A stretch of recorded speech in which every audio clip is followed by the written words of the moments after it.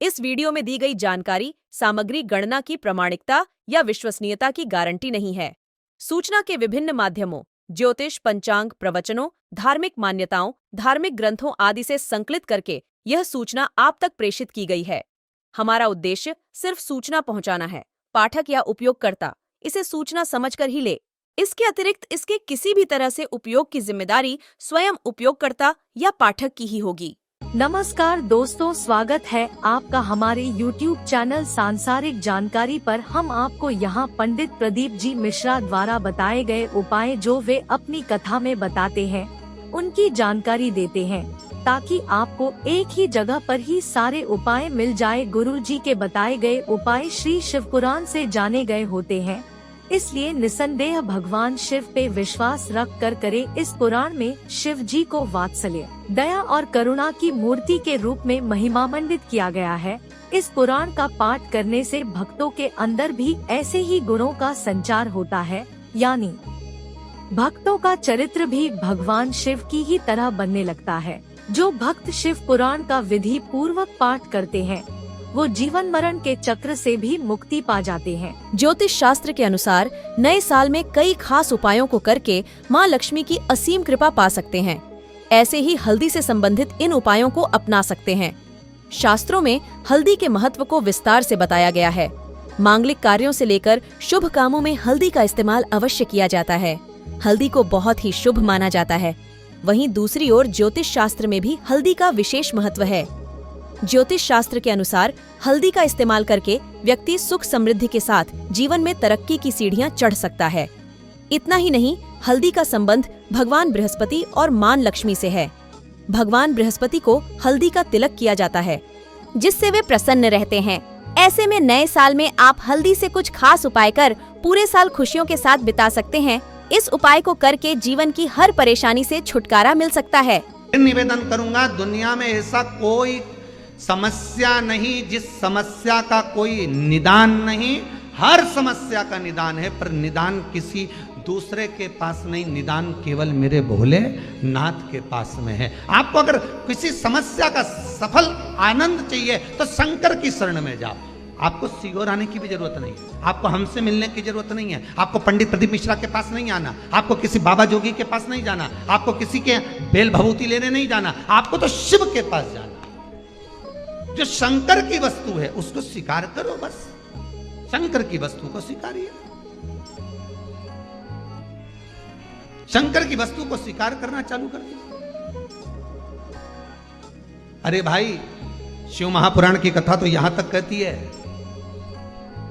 यहां तक वर्णन कर रही है, जिस व्यक्ति की नौकरी नहीं लगती, सर्विस नहीं लगती, हर जगह पर अप्लाई कर रहा है, बार बार इंटरव्यू देने जा रहा है, लगातार उसको अगर सफलता प्राप्ति नहीं हो रही है तो धतूरा ढूंढो। धतूरा कहीं बाजार में नहीं मिलेगा, किसी वृक्ष से धतूरा तोड़ लिया, कुछ मत चढ़ा, तू शंकर जी के मंदिर में जाकर तेरा नाम और गोत्र बोल और शिव जी को धतूरा चढ़ाना चालू कर दे और बाबा से विनती कर, धतूरा चढ़ाना चालू कर। अब धतूरा कोई बहुत कीमती होता है क्या? बहुत पैसे का मिलेगा क्या? कहीं पे मिल जाएगा। धतूरा तोड़ और चढ़ा शंकर जी को। रोज नियम बना ले कि एक धतूरा मैं शंकर जी को चढ़ाऊंगा, प्रतिदिन चढ़ाऊंगा, शिव जी से जाकर निवेदन करूंगा प्रतिदिन। शंकर जी की प्रिय वस्तु में धतूरा, बेलपत्र आदि कादि की तो है, क्या है? चढ़ा रोज एक धतूरा, फिर वही धतूरा जिसकी यहां तू इंटरव्यू देने जा रहा है उसी के सिर पे चढ़ गया। जो तूने शिव जी के चढ़ाया वही धतूरा वहां चढ़ा है, तो क्यों चिंता करता है? बच्चे अगर हार रहे हैं, एग्जाम दे रहे हैं, कंपटीशन एग्जाम में बैठ रहे हैं, परीक्षा दे रहे हैं, बहू भी एग्जाम दे रही है, बेटे भी दे रहे हैं, बार बार इंटरव्यू देने जा रहे हैं, हारना नहीं है।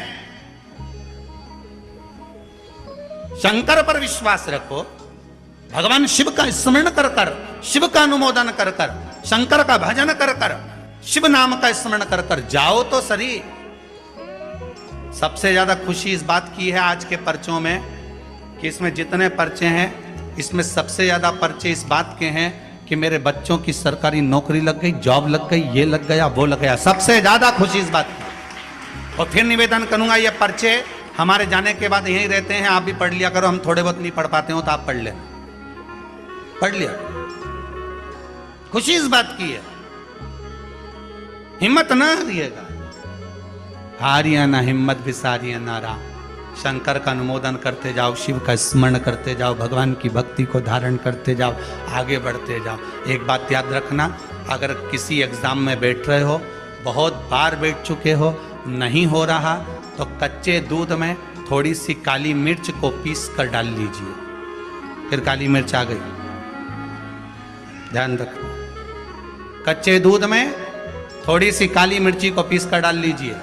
महाराज, थोड़ा सा कच्चा दूध बेलपत्री के पेड़ के नीचे समर्पित कर दीजिए, अपना नाम और गोत्र बोलकर। थोड़ा सा कच्चा दूध उसी में से शंकर भगवान को चढ़ा दीजिए। फिर एक कलश जल का साथ लेकर जाइए, जो शंकर भगवान पर जल चढ़ा कर आइए।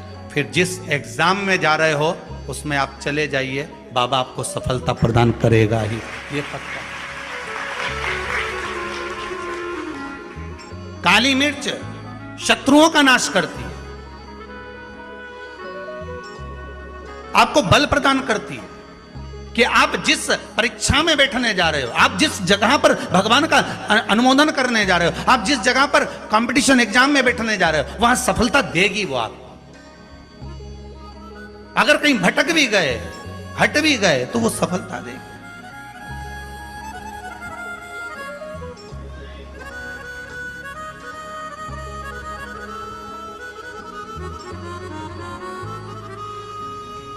अभी कुछ दिन पहले की बात है, आगरा के अग्रवाल जी का बेटा, उनकी बहन ने फोन करा था कि गुरुजी से इतना बोल दो कि हमारा भाई वो कौन बनेगा, करोड़पति में जाना है, उसका नाम आना चाहिए और बिल्कुल बस पहुंच जाना चाहिए। तो आशीष जी ने खबर करी कि गुरुजी वो बच्चे का सब दूर हो गया है और अब वो बिल्कुल, वो कौन सी सीट होती है, हाँ बस समझ जाओ, क्योंकि हमारे को तो एक ही सीट मालूम है, व्यास गाड़ी, तो उस सीट पर वो बैठेगा। गुरुजी उसका सब दूर हो गया, बस वो वहां तक पहुंच जाए, क्योंकि अब आखिरी है, उसमें भी बहुत सारे रहते, उसमें तुरंत बस उसका आना चाहिए। तो आशीष बोले, हमने कहा बाबा का नाम लेकर जाएं, होगा क्यों ना होगा, पर वहां तक तो पहुंच जाएगा वो। उसके बाद तो आशीष जी ने उनकी बहन को फोन कर कर कहा कि गुरुजी बोल रहे हैं वहां तक तो पहुंच जाएगा। उसके बाद तो कहा, उसके बाद तो मेरा भाई बड़ा, आप चिंता मत करो, बस वहां तक पहुंचा दो। उसके तो हमने कहा, आशीष बस बता दो, शिव जी का स्मरण करो, पहुंचो। पहुंच गए।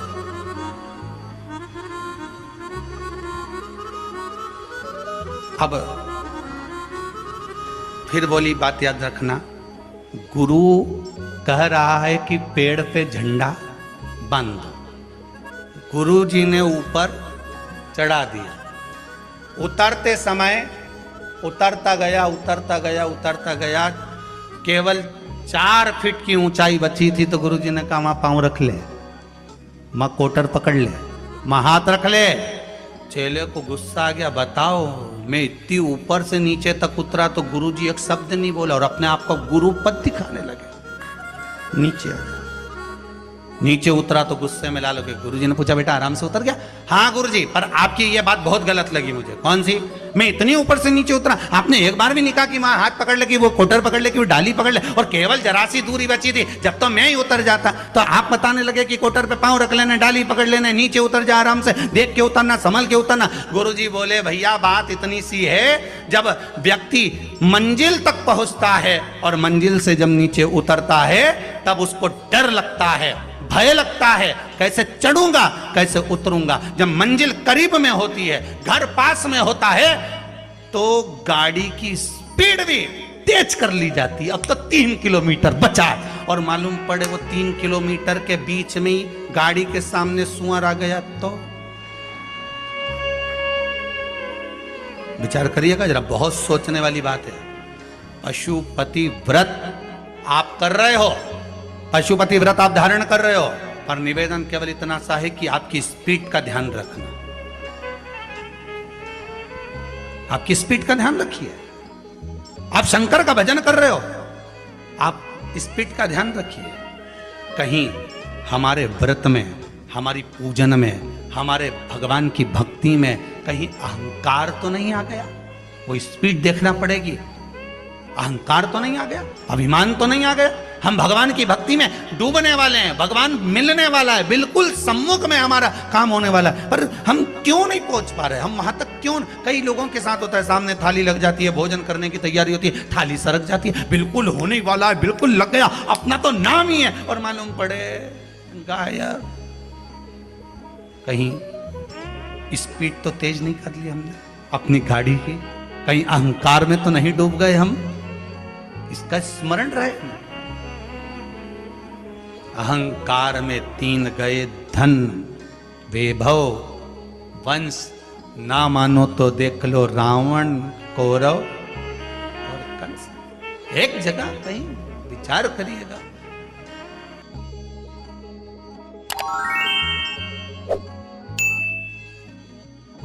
तो दोस्तों, यहाँ पे हमारी वीडियो समाप्त हुई। उम्मीद करती हूँ हमारी ये जानकारी आपको जरूर पसंद आई होगी। हमारी वीडियो को लाइक जरूर करें और हमारे चैनल को सब्सक्राइब और शेयर करना ना भूलें। जय श्री राम।